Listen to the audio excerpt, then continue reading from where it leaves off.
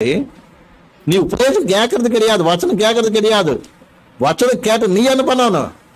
அது மேல மனசு வச்சுட்டு அதுக்காக ஜெபம் பண்றதோ உபசிக்கிறதோ, கர்த்தர் இந்த வச்சன பிரகாரம் நான் என்ன மாறணும், நான் என்ன வளரணும், இந்த வச்சனம் நம்மளோட வாழ்க்கையில் என்ன பண்ணணும், நான் பலப்படுத்த இந்த வச்சனத்தில் இருக்கிற ஆசீர்வாதத்தை ஆவிக்குரிய ஆசீர்வாதம் நான் என்ன பண்ணணும், அனுபவிக்கணுங்கிறது. மேல அது மேல என்ன ஒரு 24 நீ மனசு வச்சாதான் அந்த அது மாதிரி நீ என்ன வேணும் வளரவே, அது மாதிரி நீ மாற முடியும். நீ அது தகுந்த ஏற்பாடு நீ பண்ணல நினைச்சுக்கா, அது ஒரு டைம் அந்த விதை முளைக்கு வந்தாங்க அது எந்த மிருகமோ இந்த கோழியோ ஏதோ பண்ணி ஏதோ என்ன பாரு கழிச்சுட்டு போயிரு.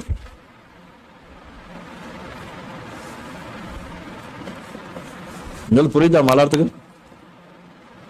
என்ன பண்ணணும், மனசு மேல வைக்கணும். இதெல்லாம் மெயின் வாழ்க்கைக்கு என்ன சொல்லுவாங்க, அந்த வாழ்க்கைக்கு முக்கியமான குரி என்னன்னாக்க ஆவிக்குரிய மனிதனோட முக்கியமான நோக்கம் என்ன தெரியுமா?